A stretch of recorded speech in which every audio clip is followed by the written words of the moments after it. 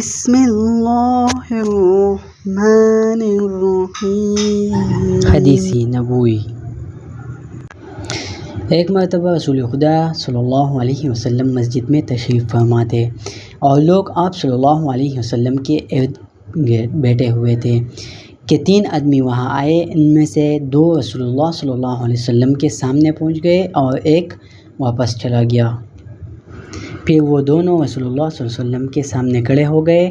اس کے بعد ان میں سے ایک نے جب مجلس میں ایک جگہ کچھ گنجائش دیکھی تو وہاں بیٹھ گیا، اور دوسرا اہل مجلس کے پیچھے بیٹھ گیا، اور تیسرا جو تھا وہ لوٹ گیا۔ تو جب رسول اللہ صلی اللہ علیہ وسلم اپنی گفتگو سے فارغ ہوئے تو صحابہ رضی اللہ عنہم سے فرمایا کہ کیا میں تمہیں 3 آدمیوں کے بارے میں نہ بتاؤں؟ تو سنو۔ ان میں سے ایک نے اللہ سے پناہ چاہی، اللہ نے اسے پناہ دی، اور دوسرے کو شرم آئی تو اللہ بھی اس سے شرمایا کہ اسے بھی بخش دیا، اور تیسرے شخص نے منہ موڑا تو اللہ نے بھی اس سے منہ موڑ لیا۔